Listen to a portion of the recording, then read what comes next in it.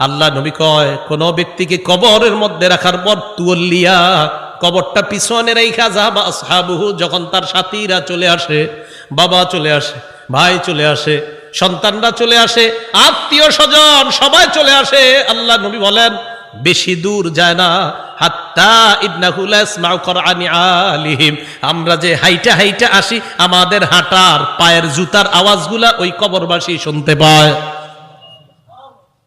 শুনে কেন শুনে জানেন? ওই মুহূর্তে তার দেহের মধ্যে আত্মাটা আল্লাহ দিয়ে দেয়। কেন দেয়? ফায়াতিয়ানিহি মালাকান, দুইজন ফেরেশতা তার কাছে আসে।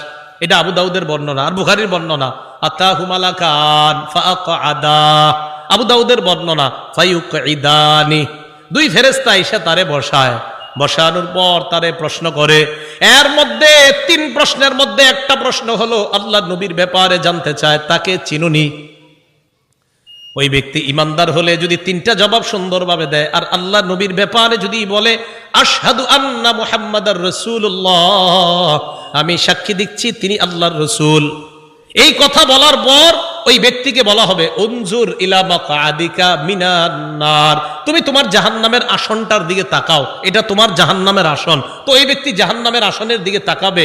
এরপর বলা হবে আবদালাকাল্লাহু মাকআদাম মিনাল জান্নাহ, জাহান্নামের আসনের পরিবর্তে আল্লাহ তোমাকে জান্নাতের আসন দান করছেন।